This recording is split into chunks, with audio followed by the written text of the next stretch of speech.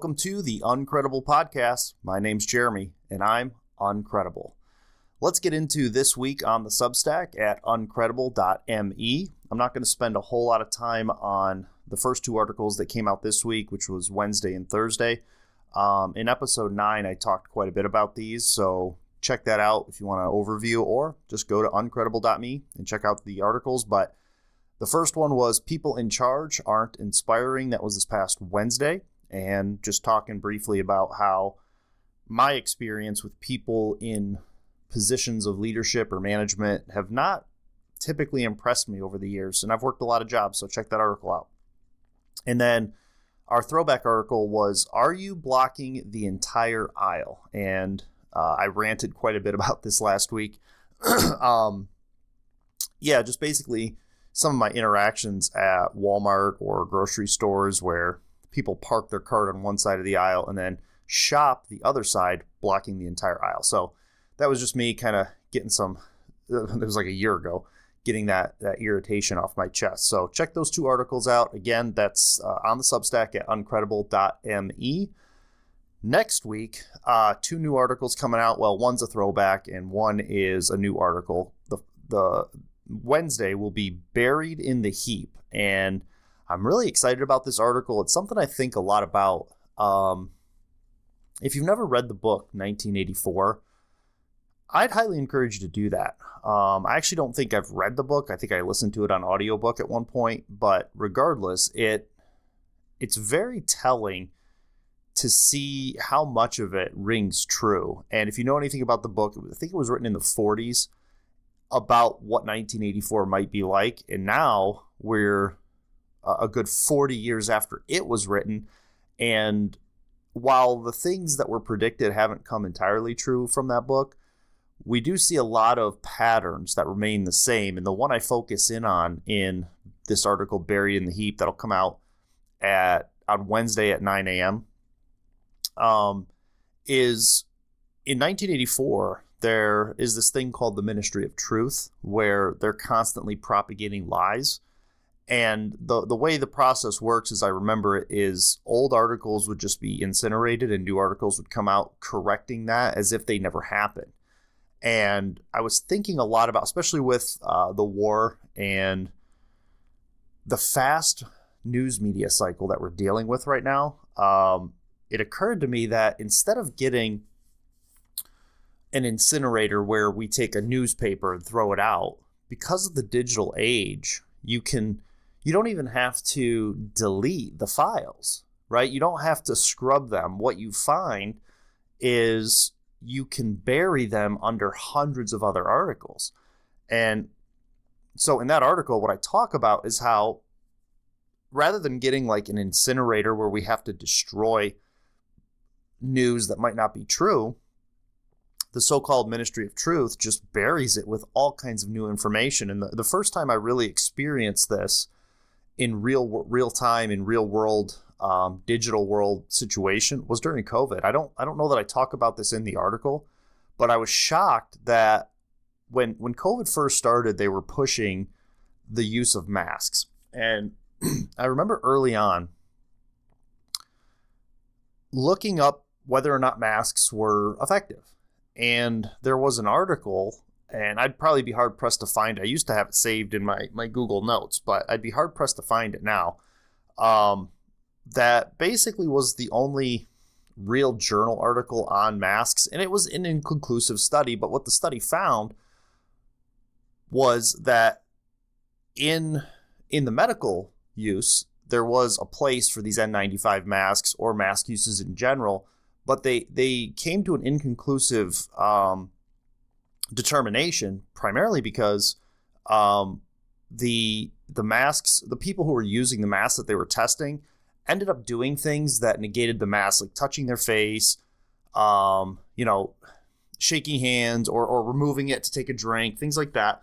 And basically what the recommendation was in that article was that it was not recommended for general use for the general population because it wouldn't be effective, primarily because of people's behaviors, that you could tell people to do it, but there's no guarantee. There's no way to rate the effectiveness. So that article must have gotten some some people must have referenced it as like, look, these masks don't work. And very quickly, like in the first 6 months, that article, if you were on Google searching for that article, you wouldn't find it. And then after about a year to a year and a half, the original authors added like an addendum to the article where it said that, it was updated after COVID protocol. And it was like, interesting. But I say all that to say is there was like a 6-month period where I saw that article, I read that article, and I even tweeted back then about that article. I referenced it. But because the news media was moving so quickly, I couldn't find it. It was buried under, like Are Masks Effective? If you searched for Are Masks Effective, all of a sudden you got buried in Dr. Fauci and CNN and Fox and Joe Rogan. And I think Bill Nye was one. Bill Nye did this whole thing where he was preaching the effectiveness of masks. And so all this information just got piled on top of an actual study, and you couldn't find the study anymore. And so all that to say, buried in the heap, that article that's coming out next week is basically looking at how the amount of information we have now is just so overwhelming that it's almost impossible to do proper research now. And I talk about how with the emergence of AI, now you not only have a lot of information, but you have the ability to fabricate information. So where I would write a research paper in the 2005 to 2010 period, I would have to go to a library and pull out a source, where now I can just have AI generate sources for me, and publish those articles and then reference those articles if I wanted to, like if you wanted to be deceptive. What's even worse, though, is that once you get these fake articles published on the internet, I'm not sure that OpenAI is capable of distinguishing between, what would be considered valid or invalid references. I'm not even sure how that process would be considered professional. Is it a one-for-one? Like if a doctor of 30 years writes an article of a study of 100 people and I have AI generate an article, when AI goes back 6 months later and starts to like investigate that subject matter, is that a one-for-one? Like his article, my article. So some people say this and some people say that, and it gets presented to me. I don't know, but that's what that article talks about. And then this next article this is probably the lengthiest article that I've posted on the Substack. It's a throwback article, and I debated whether or not to publish it, but it's so big a part of my life and so uncredible in terms of like who I am. It's such a weird thing. It's called Moments of Darkness, and it's basically me retelling all the times that I've passed out. Now, I have this thing where when I was growing up, I would pass out from the most basic things, like kid shuts the locker and hits my finger, hit my thumb with a hammer, that type of stuff. And it's happened throughout my life.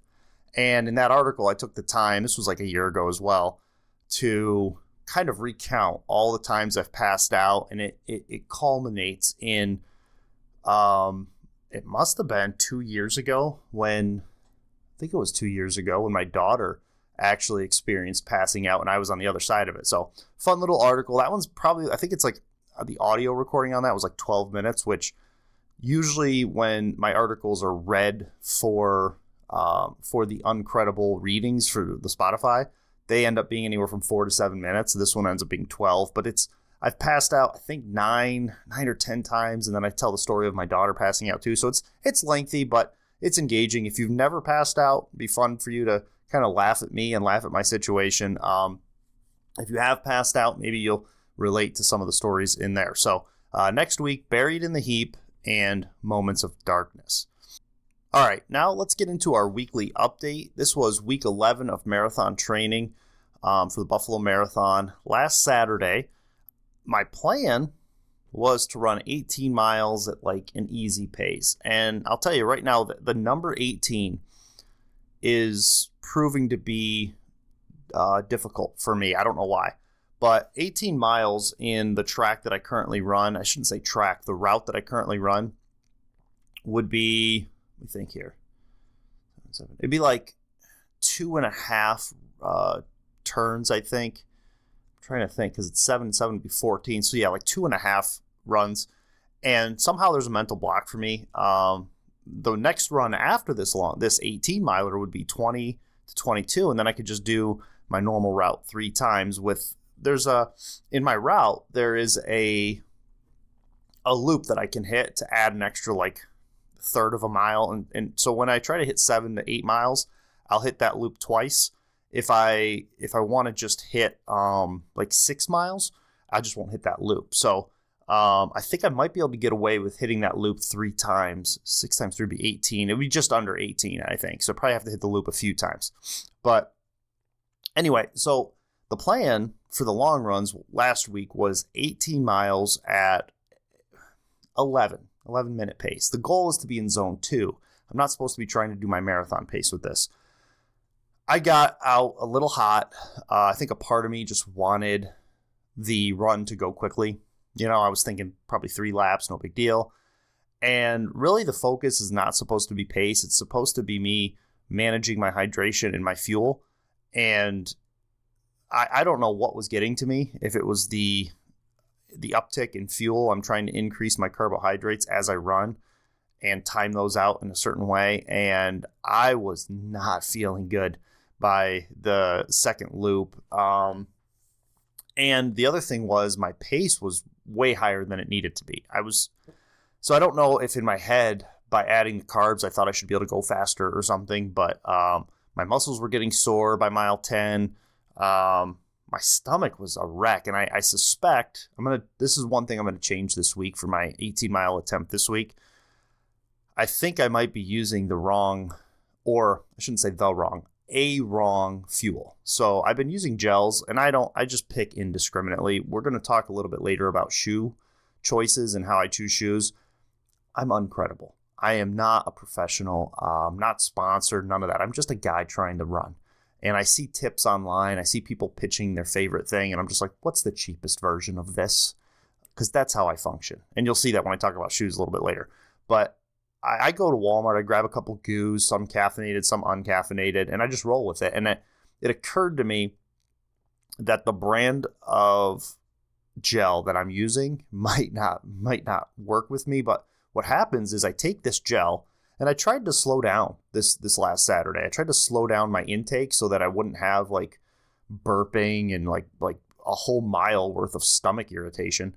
That's the only way I can describe it. It's just like I can't breathe because I've got like a bubble in my stomach. Then slowly it burps out. But like if you're trying to fuel more and you're dealing with that every third mile, it's like I just assume run 7 or 8 miles and then go through that process once. But you can't do that in a marathon because your body wears out. So I'm trying to figure that out. But what I figured out was I had indiscriminately picked these gels, and on the 18-mile run, I took the gel. And I was having trouble with it and just my stomach was a wreck. And I'm like, if I take one more of these gels, I'm going to be throwing it up. It was like, I'm not feeling this. And then later in the week, I think it was Wednesday, I did a 6-miler. No. It would have been the next day. It would have been Monday because I was inside for 2 days. So Monday I went out and did 5 outdoors, and I was like, well, take a gel at 3 because obviously your body's not enjoying this gel process. So I tried to, like, on a shorter run, fuel as well, just to see how I felt. But I noticed that I didn't have as much trouble with that gel, and that particular gel was a different brand. And I thought, oh, maybe my issue isn't the gels specifically, but it might be the brand of gel that I'm taking, the cheap one. I mean, you get what you pay for, right? So that's something I'm going to test. I switched to that one gel that I didn't have a problem with on Monday. I switched entirely to that. I'm going to see how that goes today as part of the my 18-mile attempt. I don't know if I'm going to do my 18-mile attempt today. I'm saying I am, but the day is long. So I got a lot going on today. My daughter has a home show for her winter guard, so I have to go to that at 5. I woke up at 3 again today, 3 in the morning. So we're recording this at like 6 in the morning. I don't know when I'm going to fit it in today. Today's supposed to be a great day for running in terms of weather. So hopefully I get out there and I can get it done, but we'll see. So anyway, Saturday was a 12-mile run. I did that at 10:28 pace. Sunday I rested. Monday I was outdoors again. And then New York weather, upstate New York, Western New York, whatever you want to call it, weather. We got hit with 6 inches of snow. We were supposed to get snow and it was supposed to be cold. And I thought, hey, I'm a winter beast. I'll just run in it. The amount of snow was ridiculous. The wind was crazy. And I was just like, after March hit, in my head, I was like, okay, I need to start having some really quality sessions where I actually follow my plan. Some of the structured workouts in my plan are like 1 mile warm up, 5 miles at marathon pace, and then 1 mile cool down. And it's those marathon pace ones that can be really tough when you're running through 6 inches of snow or you're dodging snow plows. It's just not worth it. So Tuesday I was supposed to do 1-5-1. 1 warm up, 5 miles marathon pace, 1 cool down. Well, I ended up doing 1-3-1 because I was on the treadmill.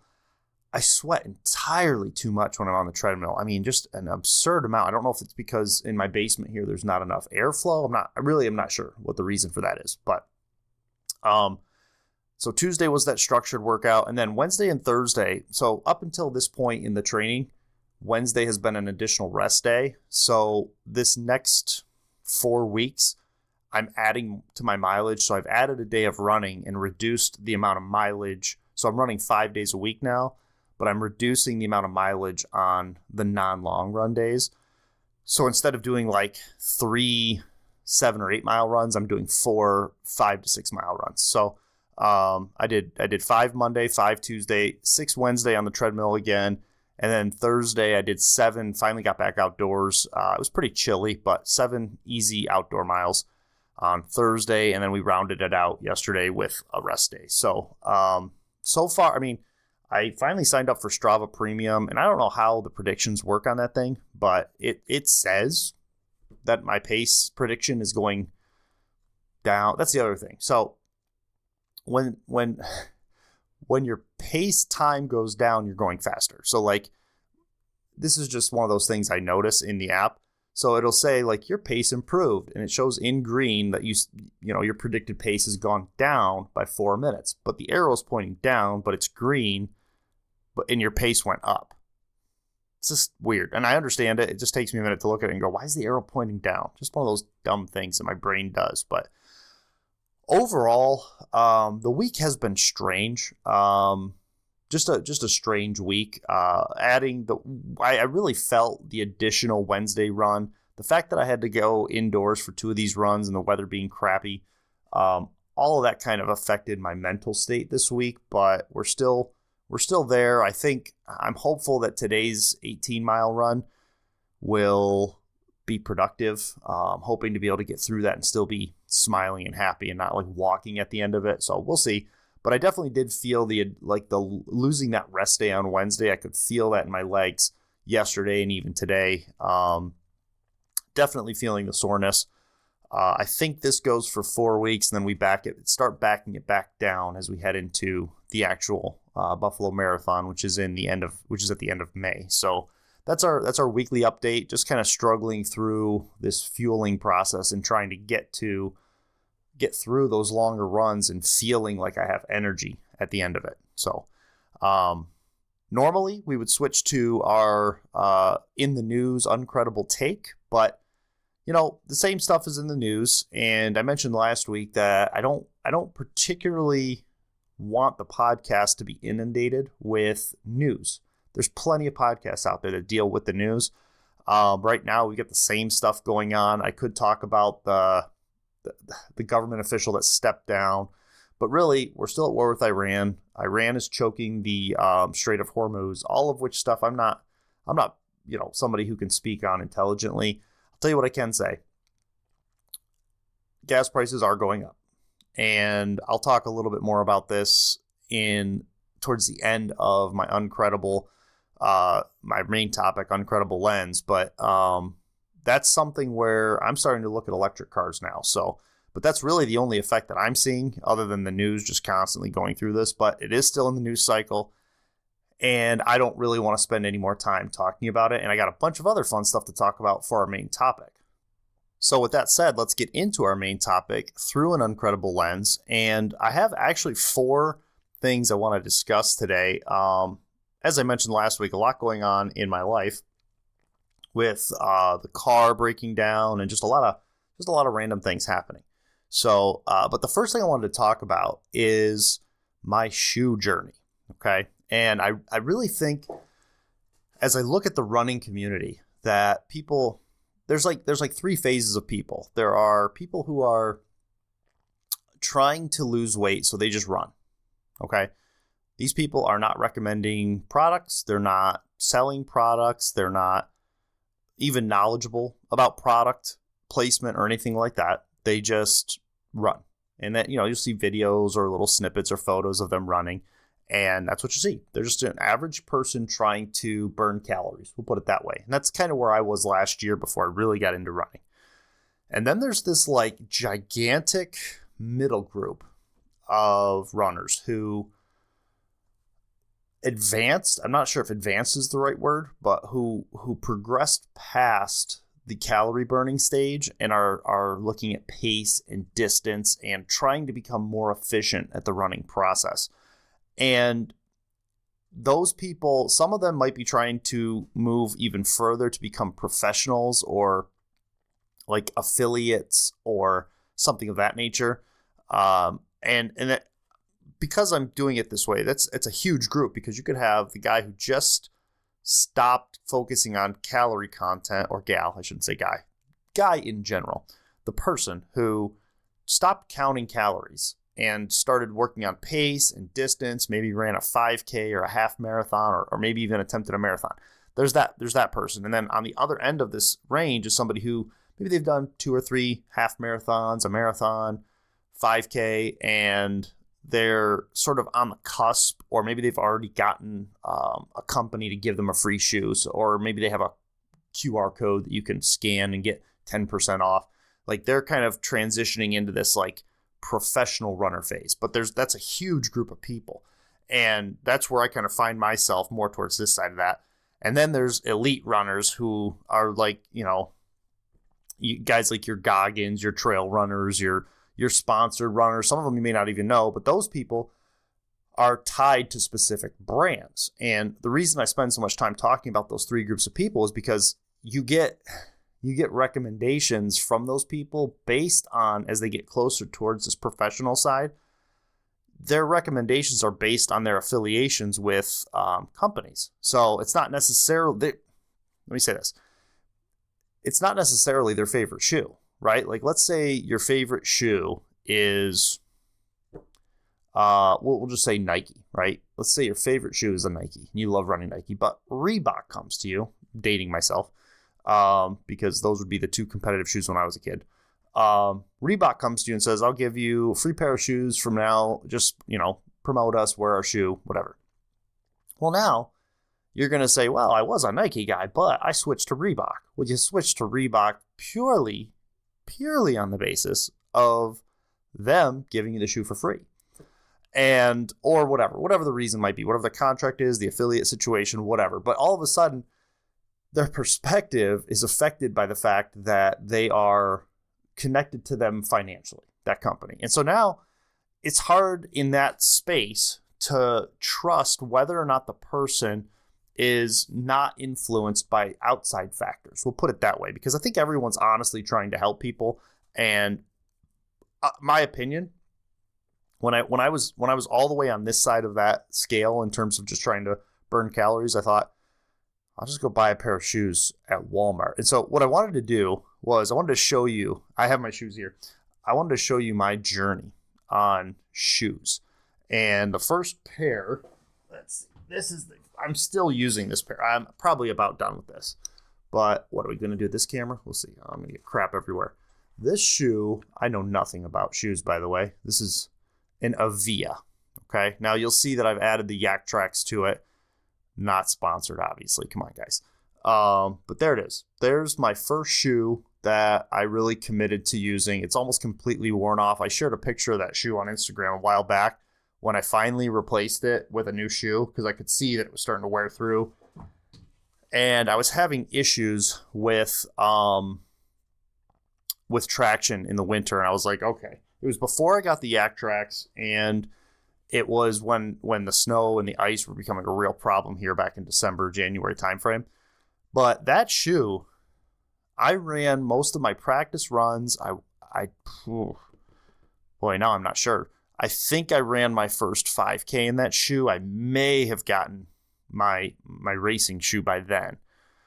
But I started back in March last year, and I'm still using that shoe. I have the Yak Tracks on it now. I would not use that shoe. More than likely, I wouldn't use that shoe as a normal running shoe. I mean, I'm saying that out loud, and I'm like, I could probably still throw those on without the Yak Tracks in the spring and still run with those.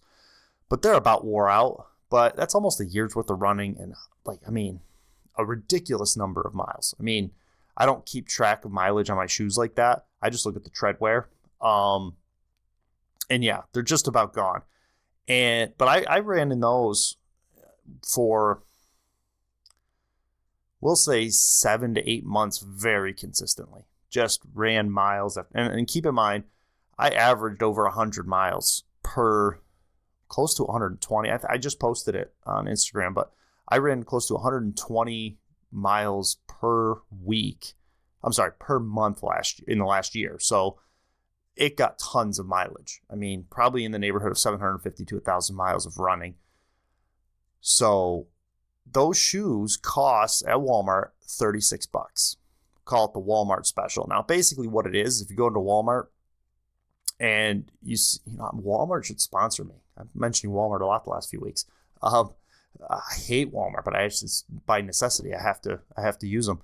If you go into Walmart, there's like a $19.99 level shoe. I wouldn't recommend that. And then you move into like the $35 to $40 range, which is pretty much the same as the other shoe. It just has maybe a little more traction, might be a little bit more versatile. But what I can tell you is that it's not going to wear out. I beat that shoe to death, and it's still, like I said, through the Yak Tracks on it. I'll probably use those when winter comes next year. I'll probably keep those Yak Tracks on that shoe and running them. And I'm telling you, the traction with the Yak Tracks on that completely wore out shoe, fantastic. You could run full sprint in the Yak Tracks with that shoe, no problem. So, but yeah, $36. And the only reason I switched out of that shoe, because I was of the impression, being somebody who is uncredible, that you can do this on the cheap. All these $100 shoes, $200, $300 shoes, it's ridiculous. That's my mindset, right? That's absurd. Why would you spend that much money on a shoe? There can't be any real, at the end of the day, it's a shoe on your foot, right? So that was my thinking. That was my thought process. But talking with somebody who did a lot of running throughout his whole life, a lot of miles, I kind of started to think, well, there might be something to the shoe thing. So I don't know if it was for my 5K, but definitely for the half marathon, my first half marathon last year, I thought I should get a real shoe, like a real running shoe, like a good shoe. So I started doing my browsing on Amazon, and I just wasn't in a position at that time where I was willing to spend over $100 for a pair of shoes. And at the time, I was hoping to get Ghost 17s. That was my goal. I was like, oh, that's probably the elite shoe. And I had my mindset on that, but I'm like, what step up could there really be to justify a shoe that's like 4 times the cost? Like I could have 4 pairs of what I'm wearing now for the cost of that shoe.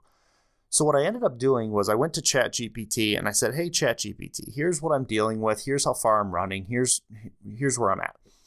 And AI suggested the Ghost 17s or the ASIC Gel Contend 9. And price difference was crazy. It was half the price. And I thought, well, like if I spend $60 to $70 on the ASIC Gel Contend, then and it's not worth it, then I definitely won't go and spend $120 on another shoe. I'll just keep using Walmart specials. Why would I upgrade if there's no advantage to this whatsoever? So like, here it is. This is the shoe. I shouldn't talk when I bend over like that. This is the shoe that I settled on. This is ASIC Gel Contend 9. And I've ran definitely my half marathon, my full marathon, most of my non-bad weather days with that shoe. And I'm going to tell you right now, I love it. I love that shoe. I don't know if this is a mental thing, but I feel like I'm faster in that shoe. I have data to show that I'm faster than that shoe, even though I haven't actually like compiled it, I know for a fact that when I switch to that shoe, I do much better. Like my times are much better. It's comfortable, it's inexpensive, and it actually convinced me. That shoe convinced me that, you know what, there might be something to this like $100 shoe thing. Now that wasn't a $100 shoe, but I thought the jump up from a $35 shoe to a $70 shoe, it's actually like $65 shoe.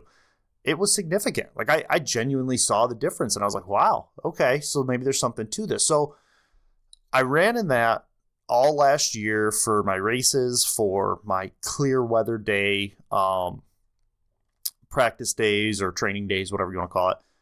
And then I kind of shelved them for the winter because they're definitely not a shoe for traction or trails or ice or snow. It's just not for that. And in the winter, I bought a second pair. I doubled down on the Avias for the winter, for basically my dirty weather shoe.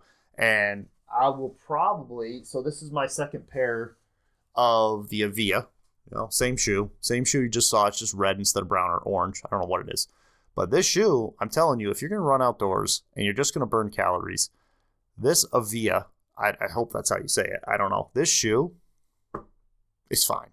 It's a little stiff compared to the ASIC Gel Contend, but you wouldn't know that if you hadn't wore a different shoe. It wouldn't be noticeable to you. So if you're just trying to burn calories and log miles, you can buy that one shoe, get into this space, and run for probably a good solid year, especially if you're in an area where there's not a lot of crazy weather like snow like I dealt with.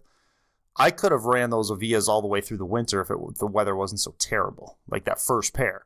But I ended up, before I got the Yak Tracks, which I really wasn't sold on, I ended up buying the second pair to run through the snow because I could tell I had no traction. So it was really a traction call. I just wanted to have good traction. So, and at the time I was training for a winter half marathon, and now I'm wondering, no, I did not. Okay. So my winter half, I was wearing those shoes, this pair of Avias. I was wearing these on the trip up because I wasn't sure what the terrain was going to be like. And when we got there, when my son and I got there for that race, I had my ASIC Gel Contends, which had been my race shoe for the whole last year. I had those in the back, and I got out and I looked and I said, okay, I've got pavement. There's no snow on the pavement. There's no ice. It was sunny. It wasn't warm, but it was sunny. So I switched the shoes out, but I was going to run that half marathon in those shoes. I didn't do it. I could have done it, but I just chose not to. So what I'm getting at is my uncredible assessment of the shoe world, unprofessional, unsponsored, my personal experience. If you want to get into the running space, burn calories, and run, I'm just going to throw out there a number, 100 miles a month. I'm going to say with a high level of confidence, you can do that in a $35 pair of Walmart shoes. Okay, good pair. You know, you're not going to buy the Velcro, $20. I wouldn't do that. And you can run those for probably close to a year. Now, I'm sure there's people out there who are going to go, oh, that's crazy. Why would you do that? You got to replace your shoes. No, you don't. If you're on pavement, I could have ran those shoes 1,000 miles, no problem. No problem. And by the way, I do see a lot of people complaining about like footwear, wear on your skin or blisters and things like that. I don't have any issues with that. So the journey continued, right? So I really wanted, after seeing the step up from the Avia to the ASIC, I thought, man, the Ghost 17s at $120, they must be phenomenal. They must be, I mean, imagine the jump from 35 to 70. You go from $70 to $120 to $130 shoe. It might be pretty impressive jump. And so I asked for it for Christmas. My wife bought me the Ghost 17, Brooks Ghost 17, for Christmas. And because it was snowy, I didn't touch these shoes for like 3 months. And just so we're clear, I'm not sponsored by Brooks or anybody, and I'm not trying to knock anything or do any discrediting, but for me, I had to just come to this honest realization that shoe doesn't work for me. And it sucks because when I first put the shoe on, I thought, wow, this feels pretty good. I get it. Like, and I was almost trying to convince myself that because more was spent, you get what you pay for, right? It was a better shoe. And then I started running in it. And I have tried everything. And for me personally, that shoe was absolutely not worth it. It was not worth $120. I've ran over, how many miles total? We'll say close to 1,700 miles in the last year. I don't know where I'm at now. I just posted, I think I was in the 1,500 range. I've added a few, maybe close to 100 since then. I don't know. I'd have to check. Maybe it's just under 1,600. But I didn't have a single blister the whole time. Never once did I get a blister in any pair of shoes whatsoever. Didn't lose toenails, none of that nonsense that I see people struggling with. None of it. I get in these shoes, and right below my big toe, that knuckle on the outside, on both feet, I have developed calluses for that shoe. And so I can run in those shoes. I can get about 8 miles before it starts hurting. But the fact of the matter is, that shoe hurts. It hurts to run in. It's not fun. I don't go faster. My initial thought on it was, the first time I used those shoes, I used them on my treadmill because I thought, well, I don't want to run in the snow with a $120 pair of shoes. I want to save these for race. My goal was to save that pair of shoes for the Buffalo Marathon and maybe make it my race day shoe for the whole year with all the races I'm doing. I thought that'd be a good way to, practice in it a few times on nice days, break them in, and then save them for the races, right? And I don't think I could finish a marathon with those. I just don't think I could do it. But the first time I used them, I used them on the treadmill. And man, I'm telling you, the blister built up, and I was like, okay, got to step away from those for a few days. And then I went back to them and I ran with them outdoors. And I thought it was the fact that I was on the treadmill that maybe my cadence was a little different, or my running, maybe I was stepping differently with my feet. Wasn't sure. So then I ran like 5 miles with them one practice day or one training day, and same thing. That blister started to occur, and I was like, ugh. So I had to set them aside for a week. And the simple fact is, that shoe for me, I'm not saying for anybody else, because I know there's a lot of people who love Brooks. Ghost 17 came highly recommended for me personally, like a great shoe to enter into the, to use for races and for race day and marathon and all that. It was recommended.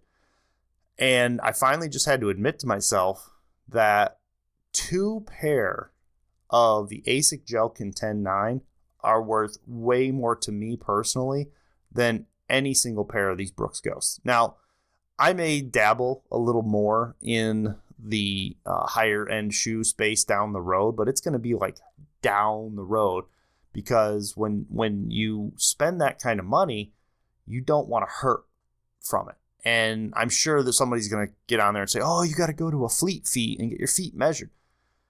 Listen, for those of us normal people who go to jobs we don't have time for that. There's no Fleet Feet. The first time I even heard of Fleet Feet was 3 hours away when I went to the winter half marathon that I did after a year of running. I need to be able to go to a store, pick out a shoe, and not die from wearing it. And what I can say is that if you get that Avia shoe from Walmart, or if you get that ASIC Gel Contend 9 for $60, I can confidently say, at least from my experience, that you'll be fine. And so my plan was to try to build up blisters, which is insane to say out loud.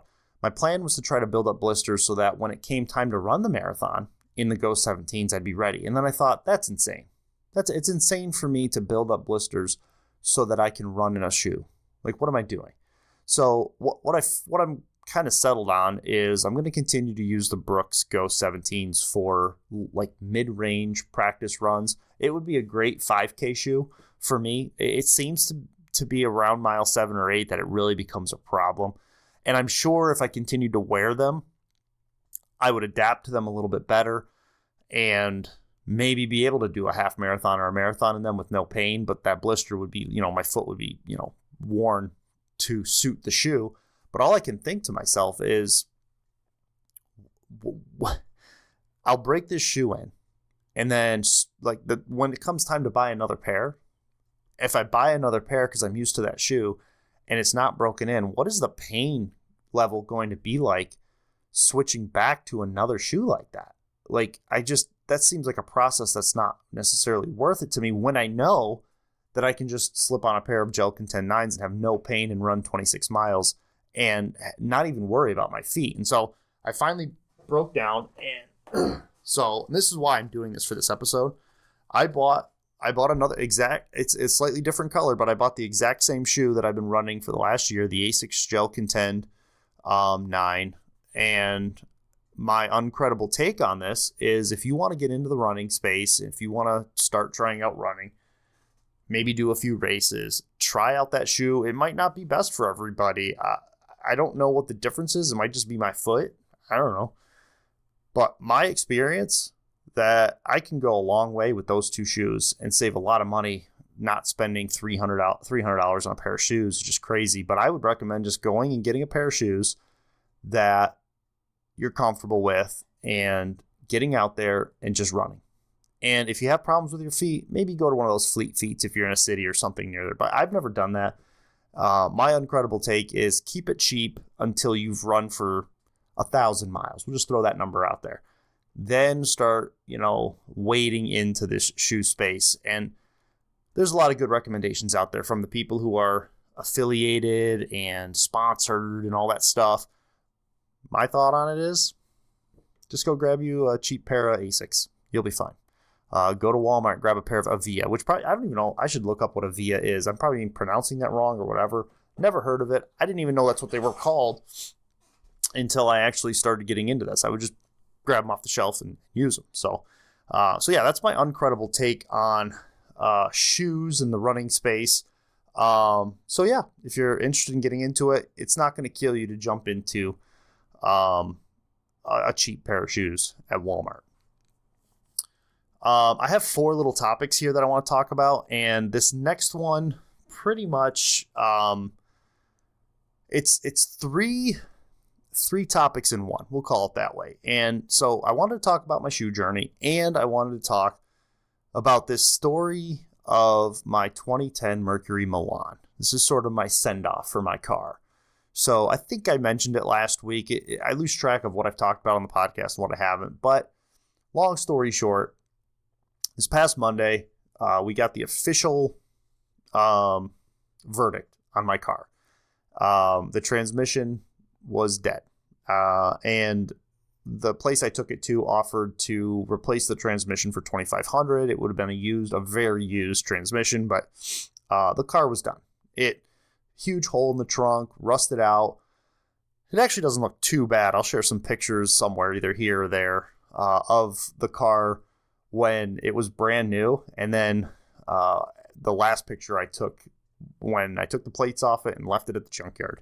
So, but what I wanted to say is the story of this car is the most uncredible story I can ever share, because it's been on such a long journey with me. And a lot of people have attachments to vehicles and cars and things that ride with them for a long time. But when I think about this car and the amount of time it spent with me and then my son, it's a really cool thing. And I have to go all the way back to 2019 when I was really looking for a car. Didn't want to spend a lot of money. And I was actually looking for, I think it was a Dodge Avenger, maybe. It was a small Dodge, and I found one at this dealership. I was scrolling through ads and whatever, and I saw this ad for a $3,000 car. And I thought, I can swing $3,000. I would have no payments, and I kind of like that little car. So I went to the dealership, and it was kind of like a weird situation where when I got to the dealership, the only thing they had on that lot were they weren't old, used, like 3 to 4 year old used GMC trucks. I'm not a truck guy. I don't need a big truck, and I certainly don't need to spend that kind of money. And so I go into the dealership and I show them the ad of this little Dodge Avenger, little gray Dodge Avenger for $3,000. And they're like, well, can we show you something else? I'm like, no, I came specifically for that car. If you don't have it, I'm out of here. And I'm not sure how the conversation went, but I remember them saying, well, if you have $3,000, I might be able to work this trade-in for you if you're interested. I said, well, let's take a look at it. I'm here, right? So we go around the corner. They had just taken this little 2010 Mercury Milan in on a trade-in. And this lady who was like new to the shop floor or the showroom floor, they kind of let her do it, because I guess the way it worked out was she brought this older couple in, had them trade this Mercury Milan in for a new car. And so this was her deal. And so they were going to have her show me the car that she had taken in on a trade. Why not, right? So all I was looking for was a 4-cylinder that got good gas mileage and didn't have any other issues. So I hop in the car and we drove it around the block, and she did all the normal sales things. It's fine. All I was listening for was, is there anything wrong? You're spending $3,000 on a car. I know how to work on cars. I can pay to fix it. As long as it lasts like a year, I'll be okay. And we drove it around, and she said something about the transmission slipping, and I thought, not really. It doesn't seem like it. And again, I thought, well, back then I thought if the transmission goes in a year or two, I can just replace it, and then I'm good for another 5 years. That was my thought process. And so we get back, and I worked it out with the guy who was running the dealership to pay $3,000 cash. And one of the funny stories about this car, I don't deal with that kind of cash, right? But it had to be cash, because I honestly think that guy did like an underhanded thing where he kept some of that money. Not my problem. I don't know how he wrote that up. But I know I didn't pay enough. I didn't pay the full amount in terms of like sale price. It was a weird tax, tags, everything out the door was $3,000. So I had to go to work that day. And this was when I was on first shift for like less than a year, and I hated it. But I was on first shift, and I had to go to the bank, get $3,000 out, and hold that $3,000 with me all day. And it was so stressful. I just remember thinking to myself, I'm on the assembly line, working at work with a wad of hundreds in my pocket. I was just, it's the most uncomfortable thing. And it was so weird because, you get to work and you're like, oh, I'll just throw the $3,000 in the dashboard. And then you go, yeah, but what if someone breaks into my car and takes it and it's gone, right? So then you're like, oh, I'll put it in my locker at work. Well, I don't have a lock on my locker at work. It's just, for your coat and whatever. I don't want to do that. So then I'm like, I got to keep this with me the whole time. And like, that's very uncomfortable too. So anyway, long story short, I buy the car. I think it was either the first or the second winter having this car. Really loved the car. Was really enjoying it. It was doing a great job. Cheap gas, fun to drive.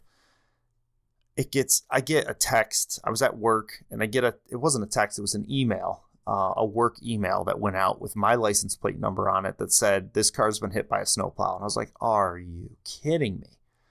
And my workplace has, the front end on some of these snowplows has to be 15. It's a huge front end. It does a whole section of parking lot at once. And they hit my car with it. And I was like, you've got to be kidding me. Well, when I bought the car, it had a little hole in the front bumper, which I didn't care about. And long story short, they had to pay to fix that bumper. And so I got a whole new bumper. So for the last 5 years, the car was in great shape. It slowly deteriorated, rust built up and all that stuff. But it just continued to run well. The only other than regular maintenance, tires, brakes, oil, the normal stuff, didn't have any issues with it. And my son, the whole time I've had this car, has helped me change brake. He learned to change brakes on it. He learned to do oil changes on it. I've got all kinds of videos of him pulling tires off. We got to a point when he was in his 13 or 14 years old where you jack up the car and take the tires off, and then I'll do the brakes. And then it got to where, you do that side, I'll do this side. So it's like this car lived life with my son, me, my daughters. I have a great picture of, I taught my kids how to wash a car, and we washed my car, and my one daughter was wearing butterfly wings. So it's like this car has been a part of our lives for this whole time. And it's just been a solid car for 7 straight years, and 7 crucial years for my kids and my family and my life. So it's been really cool. And it's just such an incredible vehicle because it didn't cost much. It's not a professional vehicle. It's cheap. I love cheap. And it's been super reliable. And the only thing that really got it in the end was the transmission, which had done its job. It made it 176,000 miles, which I think is right in the lifespan for that transmission. And add to that the fact that when my son turned 16, first car he ever drove, and he drove it for the last 2 years. He and I have shared that car these last 2 years. And I was actually getting ready to give it to him. So he was kind of making it his own. He was doing little tweaks to it. And, but I share all that to say that I just shared about buying shoes, right? You don't have to spend a ton of money to buy shoes. You don't have to spend a lot of money on a vehicle. And, people take pride in spending thousands of dollars on cars. I watch these financial shows where people are in debt, $15,000, $20,000, $40,000. The car prices are insane, by the way. We'll talk about that here in a minute. But part of being uncredible is making what are seemingly tough decisions at situations like a car. Like, I'm not going to take out a car loan because, one, I can't afford it, and I don't want to afford it. And you end up in a car that's like super reliable for $3,000. I ran it for 7 years, 50,000 miles we put on that thing. I mean, you can't complain. There's nothing missing from it. I mean, other than style and horsepower and all those weird things that people get excited about. But for everyday use, getting to work and back, cannot complain. I mean, it took me literally a few months ago, it took me all the way to Rochester twice, which is 3.5 hours down, 3 hours down, 3 hours back. Made that trip twice, back to back in the wind, in the snow, so I could run a half marathon. It's like that's okay. That's worth it. So I just wanted to share a little bit about that car. I'll post some pictures and stuff on somewhere here. I'm sure I'll have them up there. But that leads me into the next phase, so to speak, of this journey, and that's searching for a new car. And man, I forgot. The last time I bought a car was during COVID in 2021. We bought my wife's car. The prices on cars are through the roof, and I'm trying to find something comparable. I don't know that I'm ever going to hit another home run like I did with that car, because price to value to length of time I was able to use it, probably not going to match that. But I was on Carvana because a couple of people have told me that Carvana is a great place to go to get a car, very convenient, easy. And I was doing this thing because with the war going on in Iran, there's this conversation that gas prices are going to skyrocket. And I thought, I've been eyeballing the Nissan Leaf for, probably since 2022. I've been looking at 2013s because I had a feeling this car would go at some point, and I was like, how can I beat this gas mileage? And I've looked at used Nissan Leafs. The price range wasn't there. Now it's getting to the point where the battery life is failing on older used ones, and I was like, eh. And then there's this like sweet spot of Nissan Leaf on Carvana where like $10,000 to $14,000. Yes, you would have to take out a loan, but your gas savings is pretty impressive. And this is something that I wasn't sure how to do the math on it, but thankfully, because I had that Mercury for 7 years, I was able to calculate my average mileage per year, put that into AI, and then feed AI my kilowatt per hour from my electric bill, and figure out that I would only be paying like $5 a month for fuel. So for electricity based on my electric payment. I have really cheap electric where I'm at. And so I got into this, I started to go down this rabbit hole of Carvana, and I started to there's some cars that have like $2,000 shipping, probably based on where they're at, and some are like $200. So I narrowed it down to what I thought was the perfect car.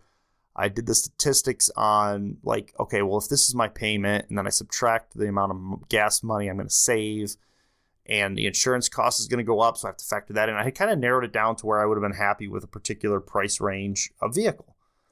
And then I inputted a very limited amount of information into Carvana's website. And all of Carvana's initial projected payments are based on a 7% interest. And immediately after I added my name, address, and my annual income, it was like, oh, you'll be 14% interest. I'm like, what?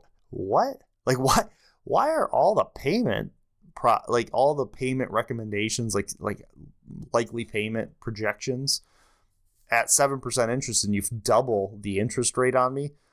When I finally start to go down the rabbit hole, I immediately shut the website off, because I'm like, there's no way I'm going to lose all my savings on the electric side of going into this car that doesn't have a great range just so the bank can get the interest on all those savings. It just didn't make any sense. It was so frustrating. But ultimately, I've kind of decided not to buy a car because, my son's driving, my wife drives, and I drive. So you would think, it's a family that needs 2 cars, maybe even 3 cars with my son. And I was like, you know what? I work nights. My son works after school. My wife works during the school day. So we don't really need another car. And I've just kind of come to this position where I don't need to buy a car. It's a little bit nerve-wracking to have only one vehicle, but I also have a healthy emergency fund where I would rather have that cash on hand and push the current vehicle that we're running and be ready to fix it if it breaks than to dump money into a car payment and then run into a situation where I can't fix a car or I'm not prepared for, it could be an unforeseen event. You know what I'm saying? So I look at my position where I'm at with this car and I kind of say, it's not worth it. And it just sort of seems like, I know prices are going to continue to go up, interest rates are going to continue to go up, but I would just assume if I can do it, take that bullet for now and stay cheap and run one vehicle. The only downside to this plan is the car we have left is a Ford Expedition that gets like 10 miles to a gallon. So the gas price thing is a little bit frustrating there, but it's a small price to pay to not dump a large amount of cash or a large amount of money into interest. I'll just assume run that car as hard as we can and take good care of that car. So this uncredible journey of the car saga continues on that front. And then this leads me to the final sort of the third prong of the car story. And that is my DMV interaction. And, the DMV gets a real bad rap, like you got to work yourself up to go to the DMV and to spend time there. It's going to be torture to go there. You're going to stand in line and you're just nervous because they're going to say, oh, you don't have this documentation. You got to come back. And it just turns into this I don't want to deal, or you filled this out wrong, or you don't have this insurance card, or that's not going to work. You have to fill this paper out instead. It's like there's all this anxiety with the DMV, and it's all justified because historically DMVs are they're an extension of the government, of the state. And I don't know that the employees are any happier than the customers who come in to use it because nobody wants to be there, right? If you're a worker, you don't want to work there. If you're somebody who has to go there to check the boxes for registration or license or all that stuff, nobody wants to be there. So I think everybody's miserable. But I had to go to the DMV for 2 reasons. One, obviously the car that I got rid of, I had to turn in the plates for that. And over the winter, the front license plate on my wife's car fell off. And that's a real problem in the state of New York specifically. I don't know if this is an issue anywhere else, but there's been an issue in the state of New York where the tolling booths, like used to be throw quarters into a toll booth. Now they're not manned. They're all digital. So they scan your license plate and they send you a bill later for the tolls. Well, there's been this problem where somehow license plates are getting stolen, or I'm not really sure how it's happening, but people are using other people's license plates and going through tolls to save toll money. And then the bill goes to the owner of the license plate, not to the person who actually drove through it. And so apparently it's really a big problem in New York City, people who go into the city and back out, because those tolls can be significant. And so when I discovered that front plate was missing, I thought, well, this kind of works out, right? Because I have my 2 plates from the car that I just got rid of, and I have to turn in this 1 plate from this car. So I just have to transfer these plates to this car. And in my head, that seems really easy to do. Shouldn't be a problem. But then there's this whole DMV side where when the way I just described that, I just want to put these plates from this car on this car, both already registered vehicles. In my head, I'm like, there's no way New York State's going to be able to do that. The DMV is just going to be like, no, you have to do this and then that and then this and that. And then in my head, I'm thinking I should be able to save money because I still had some registration time left on my Mercury that I junked. And typically when you turn in a plate, you do get a refund from the state of New York for, I think it's like, it's a 2-year registration. So you get like a prorated 1 year or something like that back. So I thought, well, and I think they charge you for new plates too. So I thought I can avoid at least some of that by just turning in the one plate, reporting the other one as lost or stolen, and then transferring the plates over to my car. And I thought in my head, this works. But then I was looking at the paperwork, and there is a like lost plate registration. It's all one piece of paper. It's all the same information, but there's different boxes for that particular form. And then there's also a checkbox for transferring the plates. So I'm like, there's no way this goes well, because I'm returning the plates for the same vehicle that I'm transferring to, and it's the same form. So in my head, I thought this is going to be a disaster. So I get to the DMV early, and things go exactly as I would have expected at first. Long line, and you're trapped. And I do this thing where I count the number of people ahead of me, and then I look at the number of desks. Like there's, I think our DMV has like slots or employees, positions for about 7 to 8 employees. And I know for a fact that one of those is specifically for like taking the picture for new licenses. So that's out. And then the other we'll say 6 are for, people who are coming in with whatever issue. Well, we get in there, and 3 of the 6 that are for everything, 4 of the 6 are manned. And I do the math. I go, okay, I'm 9th in line. So that's basically 2 cycles, right? So 4 people go up, get taken care of, another 4, and then I'll be in the green. So I kind of settle into the fact that it's probably going to be 25, 30 minutes, depending on what each person is trying to do. And so there's 4 people, but then I notice that one of those people has a big yellow sign on his window that says, "I am training, bear with me." And I thought, I'm like, okay. Like for me, I look at that and I go, 100% chance that I'm going to end up with that guy. 70% chance that he's going to mess something up. And, probably 50% chance that he's going to be bothering one of the other people for help throughout this process. So I'm trying to like calculate in my mind, like, how long is this going to take? And so I try to settle in that this could be long, just no big deal, whatever. And in the meantime, so as I'm chewing on my math to predict how long it's going to take for me to get to the window, there's this lady, and this is just me. I mentioned this last week, observing society around me. There's this lady with a young kid. I would say the kid was walking, we'll say 4. Obviously not school age, because she wasn't in school. And this was during the day. So we'll say 3 or 4. I want to say 4. This kid was very energetic, running all over the place. Sweet little kid. But just everywhere. And mom, I don't want to judge people's parenting style, but mom is like on a 5 to 10 minute cycle looking around for this kid that's running all over the place. Like in front of people, around people. She was cute. She wasn't annoying. She wasn't bumping into people. She'd run up to random people and be like, "Hi, how are you?" And then poof, off she goes. But this entire time that I'm standing in line, this kid is just like all over the place. And every like I said, 5 to 10 minutes, mom turns around and like looks for the kid, as if this kid is not 100% of the time disappearing on her. And here we are in public, in downtown, and this kid's just everywhere.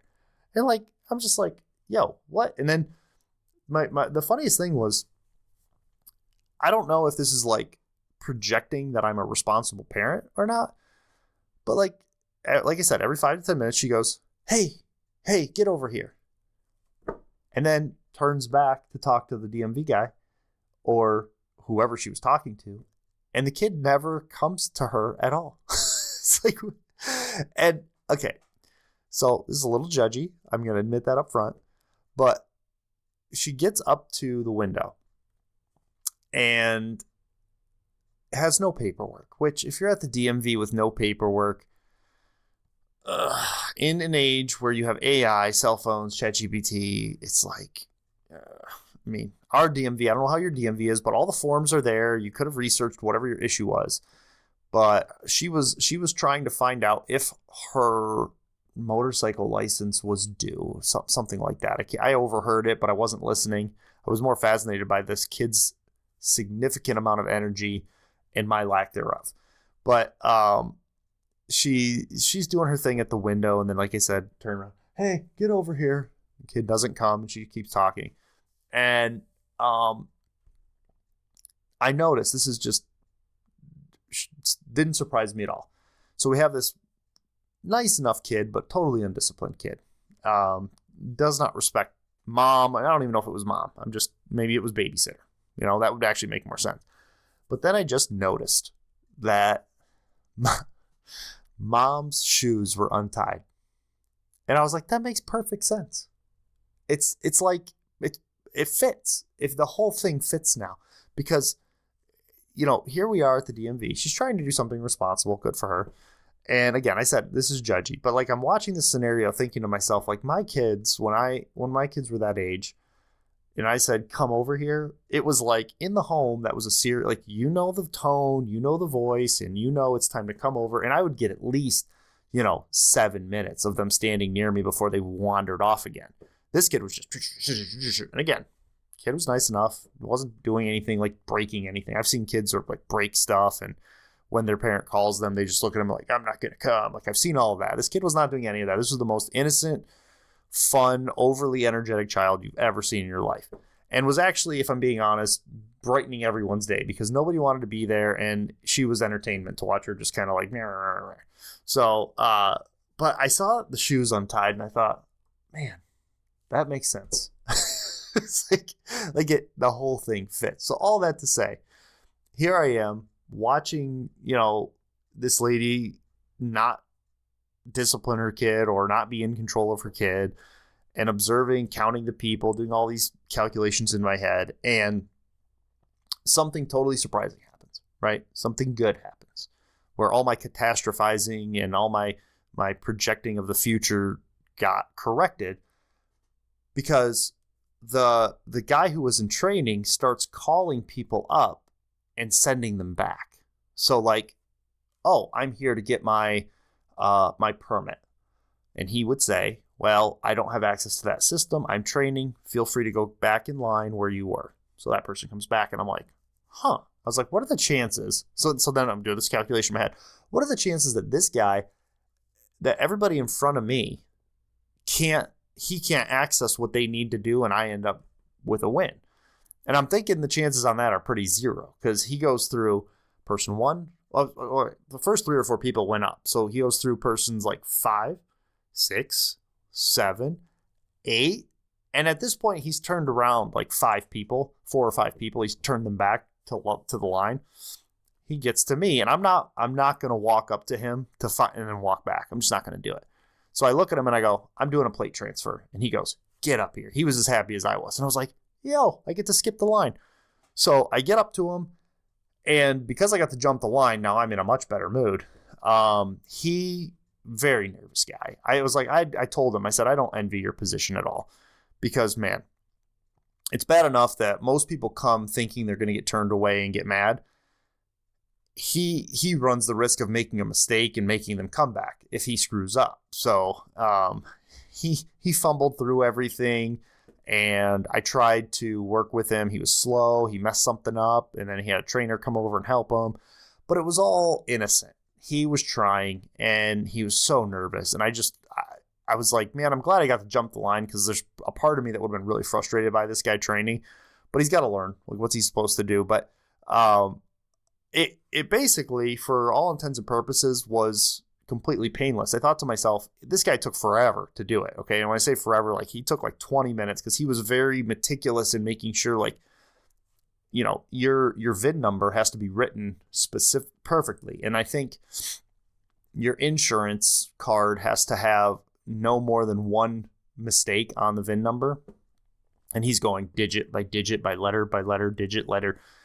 all good, because if he screws that up, then I'm back in there or I have a ticket for invalid registration or something. So good for him for doing his work. Took me about 20 minutes, but in my head, I was thinking, if I had to wait through all these people to do actually what they had to do, I probably would have been standing in line for that full 20 minutes. So, or more. It could have been more. Who knows? But I wanted to share that because I actually had a good experience, although odd.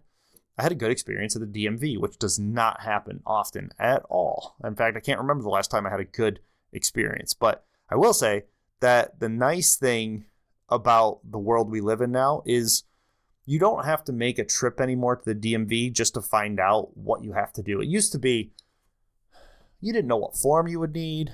You would basically have to wait in line for 20 to 30 minutes just to get to the window and say, I want to do this, and have them hand you a sheet and fill out this, this, and this, and then come back. For most people, waiting in line twice is just frustrating. Well, now we live in a world where you can AI it. You can find out exactly what form you need.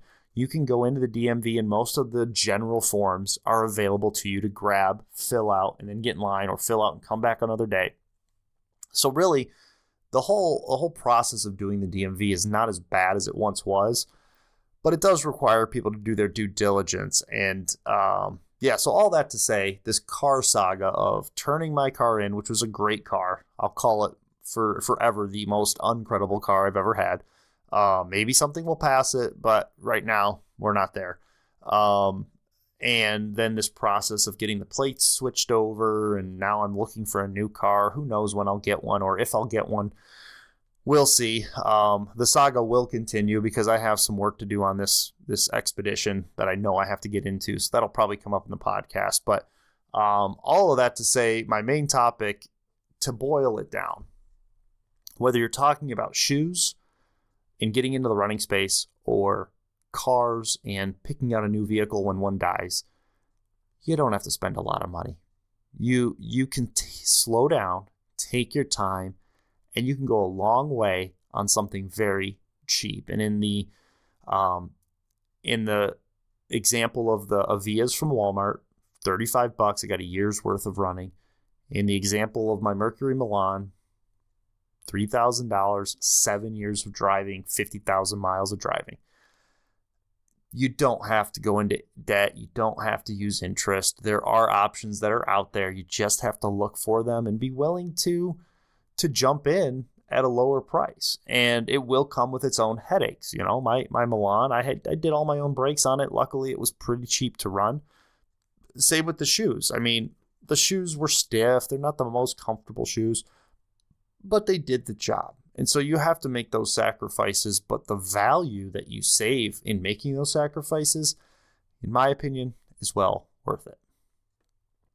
Now, I don't have, just like last week, there's no podcast feature, so we're going to jump over that. With everything going on, I don't know how often I'll have a podcast feature, but I'm just going to roll with it, and when one pops up that I like, I will do that. I have been thinking about revisiting some of the ones I've already gone to, because I listened to like 1 or 2 episodes of those, and I noticed that I'm starting to get recommendations on YouTube of the podcasts that I've listened to. And I like that, because I may go back to those podcasts and, listen to another one of their episodes or whatever, and really get committed to those, because there's a lot of good information in the ones I've gone to before. So we may go back to that. So let's jump into our quote of the week. And this quote could not have come at a better time. This was on Thursday. And the quote is, "Progress isn't always linear." And that is, it came at a perfect time for me, because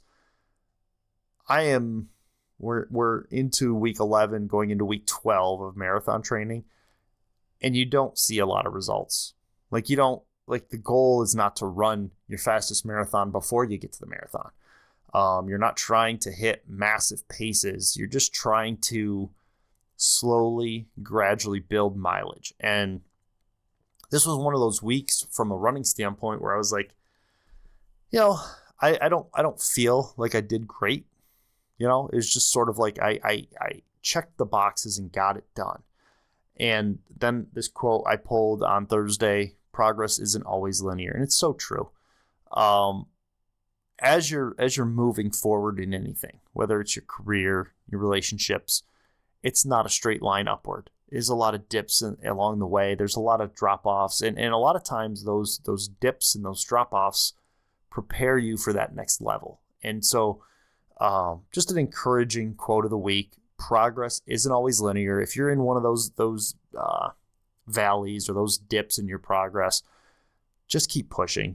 The scary thing is that you might think you're in a valley, and you're only halfway down that valley. That can be no bueno. That can feel kind of crappy, because you're like, oh, you hear this on this podcast, for example, and you go, oh, well, progress isn't always linear. Next week will be better, and next week's worse. So it's not always like, oh, now it gets better. No, not always. Not always. Sometimes it gets even worse before it gets better. So the fact that it's not linear, and sometimes you have to stop looking so closely at where you're at. So it's easy to look at this week of training and go, man, it really wasn't that good of a week. Or for me, my last 2 or 3 weeks haven't been that great because I got sick 2 weeks ago. Last week I had a busy week. I'm dealing with the car thing this week, struggling with the managing the fuel on the longer runs. All these things are happening, and it just sort of feels like progress is falling off. But if I zoom out and I look at where I was a year ago, running in those Avias only, I'm doing pretty good. The fact that I could probably run 18 miles and not cramp up like I did in my first marathon at mile 15, I'm doing pretty good. So sometimes it's a matter of perspective. Sometimes your body is adjusting to new levels of capability. Sometimes your mind is adjusting to those new levels of capability. And sometimes things just don't go the way you want them to. And that all of those things are true. And that's what makes it so that your progress isn't always linear. You will, though, continue to progress if you continue to put in the work and make the adjustments that are necessary to get better. And with that said, let's close things out. As always, thanks for listening to the Uncredible Podcast. This is episode 10. Kind of excited about that. I think we've got the camera situation figured out. I'm still getting some weird brightness from this camera, but I think now that we're at episode 10, we've got the camera thing figured out. We got the audio thing figured out. You might notice that I turned the light off behind me because I think that might have been what was causing the lighting on some of this to get wonky. I'm hoping to get something on this wall at some point that will, because it's just white right now, I'm hoping to get something on the wall that'll break it up so that I can turn this light back on and maybe have a better visual with the camera. We'll see. But yeah, remember to subscribe to the Substack at uncredible.me. If you do that, it's a free subscription. It just, every post that I put in, and it's usually 3 posts a week, every post that I put in will come right to your inbox and your email. So the podcast gets dropped in there usually Saturday or Sunday morning. It's usually Saturday night, if I'm being honest.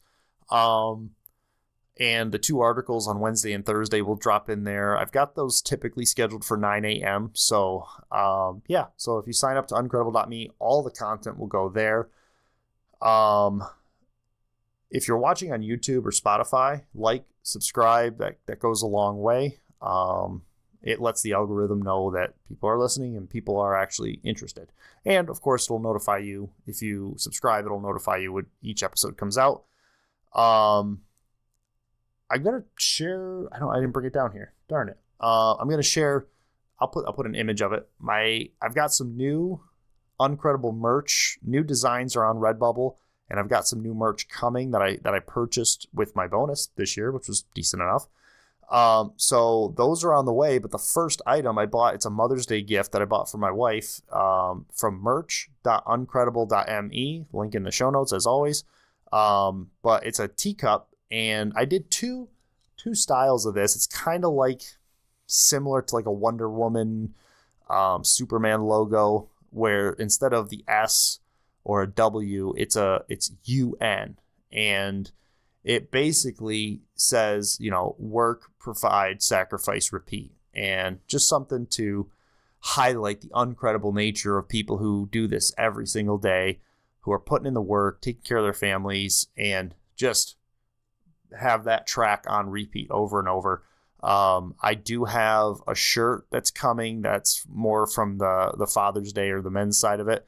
The teacup that I'm showing now that's the design. I got the cup because I wanted to see how a cup would come out when I did it on Redbubble. I think it came out great. But you can get that logo on a shirt, on a hoodie. There's all kinds of stuff on Uncredible, on merch.uncredible.me. So check that out. And as always, follow on Instagram. That's where I post all my runs. I'm pretty consistent now with posting that on Substack too. So whether you have the Instagram app or the Substack app, if you go to the posts side of Substack, you'll get the same general information that I give on Instagram. It's basically a picture with my running times and things like that. And then I use that as a wrap up for when I do the podcast. But check those things out. And yeah, maybe we'll have some news next week. Maybe we'll have a podcast feature. But until then, thanks for watching. Thanks for listening. And remember, stay uncredible.